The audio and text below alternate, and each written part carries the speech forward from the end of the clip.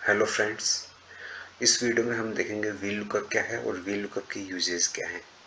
V lookup Microsoft Excel में use होने वाला सबसे कॉमन फंक्शन है। इस फंक्शन का यूज ये है कि हमें किसी भी रेफरेंस की वैल्यूज कैलकुलेट करनी हो अक्रॉस द कॉलम्स हम कैलकुलेट कर सकते हैं। वी लुकअप को अगर थोड़ा सा ब्रॉड करके देखें तो इसका कंप्लीट नेम बनता है vertical lookup. Like the vertical lookup हमारे पास एक और फंक्शन है एक्सेल में, हॉरिजॉन्टल लुकअप। हॉरिजॉन्टल लुकअप के बारे में नेक्स्ट वीडियो में बात करेंगे। फिलहाल इस वीडियो में वर्टिकल लुकअप के बारे में बात करते हैं। That is also called as V lookup. तो वी लुकअप क्या है कि वर्टिकली सर्च करता है वैल्यूज को।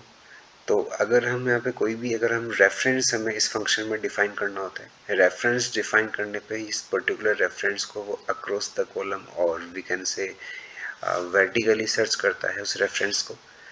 तो आइए हम देखते हैं एक वी लुकअप फंक्शन लगा के। इस डेटा में मेरे पास एक सैम्पल डेटा है। यहाँ पे कंट्री नेम है, कंट्री कोड है एंड पॉपुलेशन है। मैंने यहाँ पे कुछ कंट्रीज एक सेपरेट शीट में ली है, ये कंट्री नेम एंड ये पॉपुलेशन। तो यहाँ पे कंट्री की मुझे पॉपुलेशन फाइंड आउट करनी है इस डेटा में से। ये मेरे पास कंट्री नेम है एंड ये पॉपुलेशन है। तो सबसे पहले अगर मैं कॉमन चीज़ देखूँ या फिर मैं रेफरेंस देखूँ या कॉमन चीज़ देखूँ तो मेरे पास कंट्री नेम कॉमन है। इस डेटा में कंट्री नेम है एंड इस डेटा में कंट्री नेम है। ये दोनों जगह मेरे पास कंट्री नेम कॉमन है। तो मैं कंट्री नेम को एज ए रेफरेंस कंसिडर करके कंट्री नेम के थ्रू मैं पॉपुलेशन सर्च कर सकता हूँ। देखते हैं ये कैसे कर सकते हैं। V lookup, lookup value. अगर हम नीचे देखें तो यहाँ पे वी लुकअप का कंप्लीट पूरा ये सिंटैक्स आ गया है कि कौन सी क्या क्या चीज़ें हमें लेनी है। तो यहाँ सबसे पहले हमें लेना है lookup value. Lookup value is the reference value. Reference value कौन सी है जिसके थ्रू हमें सर्च करना है? Country name. कंट्री नेम यहाँ से हमने कंट्री नेम लिया, सेलेक्ट किया, कॉमा। अगली क्या है? टेबल अरे। तो हम यहाँ पे डेटा में आते हैं। डेटा में यहाँ पे हमने country name, country code and population, ये हमने टेबल कर ली सेलेक्ट। इस टेबल सेलेक्ट करने के बाद में अगर हम देखें तो ये कंट्री नेम एंड पॉपुलेशन दोनों इस टेबल में कवर हो रहा है। Next, column index number. Column index number ये है कि हम टेबल में कौन से कॉलम की वैल्यूज पिक करना चाह रहे हैं, सर्च जहाँ से सर्च करना चाह रहे हैं। तो कंट्री नेम पहला कॉलम है, कंट्री कोड दूसरा कॉलम है, पॉपुलेशन तीसरा कॉलम है। हमें पॉपुलेशन चाहिए, तो पॉपुलेशन चाहिए तो यहाँ पे थर्ड नंबर की वैल्यू चाहिए हमें। थर्ड कॉलम किया select and then true and false. अब यहाँ पे दो ऑप्शन आ रहे हैं, approximate match and exact match. अब हमें क्या है कि अप्रोक्सीमेट मैच में क्या करता है कि वो वैल्यूज को अप्रोक्सीमेटली मैच करवाता है। अगर बिल्कुल एग्जैक्टली मैच भी नहीं हो रही, अप्रोक्सीमेटली मैच हो रही है, तो वो उसके सामने जो वैल्यूज है सर्च करके हमें शो कर देता है। लेकिन इस केस में क्या है, हम एग्जैक्ट वैल्यूज मैच करवाना चाह रहे हैं क्योंकि हमारे पास कंट्री नेम बिल्कुल सेम है। और अप्रोक्सीमेट मैच थोड़ा रिस्की रहता है क्योंकि अगर कंट्रीज़ के नाम, दो कंट्रीज़ के नाम मिलते जुलते हैं और अगर उसने सबसे पहले टॉप मोस्ट पे अगर किसी दूसरी कंट्रीज़ का मिलता जुलता नाम पिक कर लिया तो उसके सामने की वैल्यूज उठा लेगा वो। तो इस केस में हम जनरली हम यूज़ करते हैं वो एग्जैक्ट मैच यूज़ करते हैं। तो हम देखेंगे तो true and false. True indicate करता है अप्रोक्सीमेट मैच को, फॉल्स इंडिकेट करता है एग्जैक्ट मैच को। तो हम यहाँ पे ट्रू लिख सकते हैं, फॉल्स लिख सकते हैं एग्जैक्ट मैच के लिए, और इसकी जगह हम फॉल्स की जगह जीरो भी लिख सकते हैं क्योंकि अगर हम नंबर्स की बात करें तो जीरो इंडिकेट करता है फॉल्स को और वन इंडिकेट करता है ट्रू को। सो हम जीरो भी लिख सकते हैं और फॉल्स भी लिख सकते हैं। तो यहाँ पे हम जीरो यूज़ करेंगे एंड ब्रैकेट क्लोज, एंटर।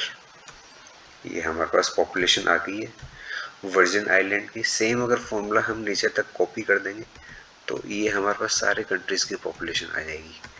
तो जस्ट हमने यहाँ पे किया, कंट्रोल डी किया, कंट्रोल डी कर दिया, फॉर्मूला नीचे तक कॉपी हो गया या ड्रैग हो गया नीचे तक। ये सारी कंट्रीज़ की जो पॉपुलेशन है हमारे पास आ गई। ये हो गया एग्जैक्ट मैच।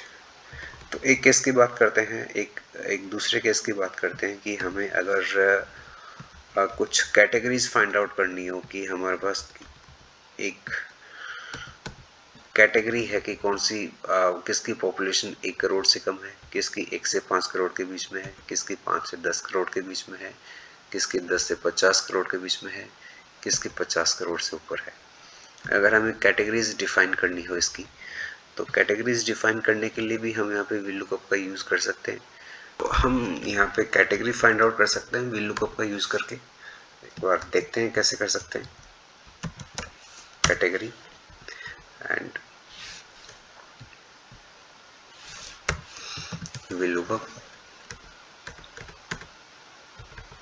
पॉपुलेशन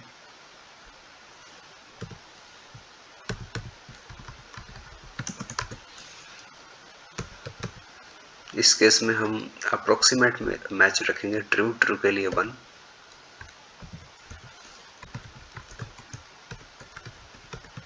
यहाँ पे आप देखेंगे अलग अलग कैटेगरीज आ गई। ये 1 करोड़ से कम है, ये 1 से 5 करोड़ के बीच में है, ये 1 करोड़ से कम है। इस तरह से पूरा कैटेगरीज में डिवाइड हो गया। लेकिन अगर आप इसमें देखेंगे मैंने अप्रोक्सीमेट मैच लगाया है और ये किस तरीके से लगाया है। मैंने इसका रेफरेंस वैल्यू ली है पॉपुलेशन, क्योंकि मुझे पॉपुलेशन है इसको कैटेगरीज में डिवाइड करना है।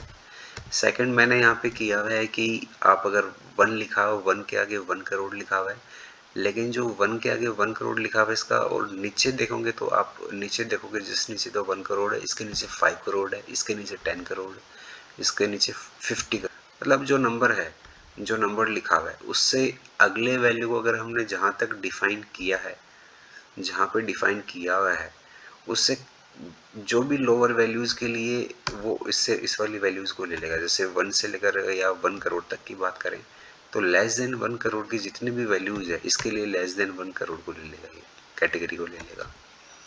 नेक्स्ट हमने 1 करोड़ के आगे डिफाइन किया हुआ है 1 to 5 करोड़ और जस्ट नीचे हमने 5 करोड़ लिया हुआ है। इसका मतलब ये है कि 1 करोड़ to 5 करोड़ इस पूरे कैटेगरी के लिए ये 1 to 5 करोड़ को ले लेगा, कंसिडर कर लेगा। तो इस तरीके से हमने ये लिया हुआ, इस तरीके से ये वर्क करता है। ये विल लुकअप और भी बहुत वाइडली यूज़ किया जा सकता है, किसी भी वे में सर्च करने के लिए यूज़ कर सकते हैं। Thank you so much.